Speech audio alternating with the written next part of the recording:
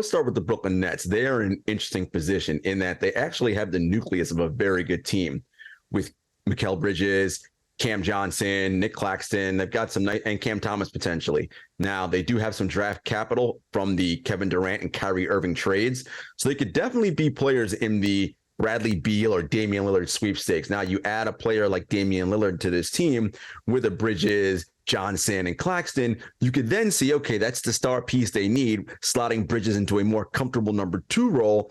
And that's a team that could definitely potentially make some noise in the postseason. They have the defensive versatility you would need to start to pair with a player like Damian Lillard. I think if they do that, they can still find a way to keep one of their draft picks they have in this first round and still draft and develop talent. I think the big thing is the draft gives you so many different opportunities to make sure you're collecting talent on a team-friendly deal that you can then develop and turn into someone who contributes above his contract level.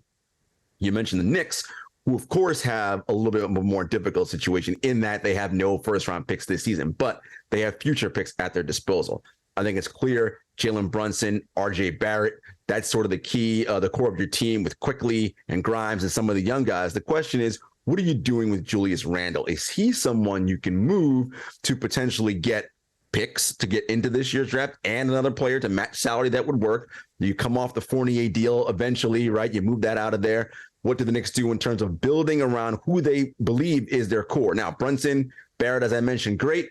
Is that player in this draft? I think the big thing to look at when you're thinking about the NBA draft is the NBA Finals just happened. All these NBA teams were there watching and paying attention. Yes, you need a superstar player. You don't win without Nikola Jokic, Jamal Murray. Given.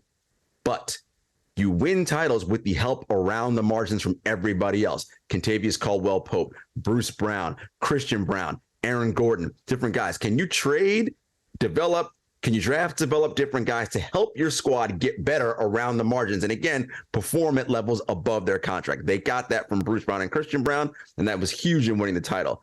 Do teams see that as a smart thing to do? Or do they do what they always do, which is chase superstars and double or triple down on what they already have? And again, lack depth around the margins.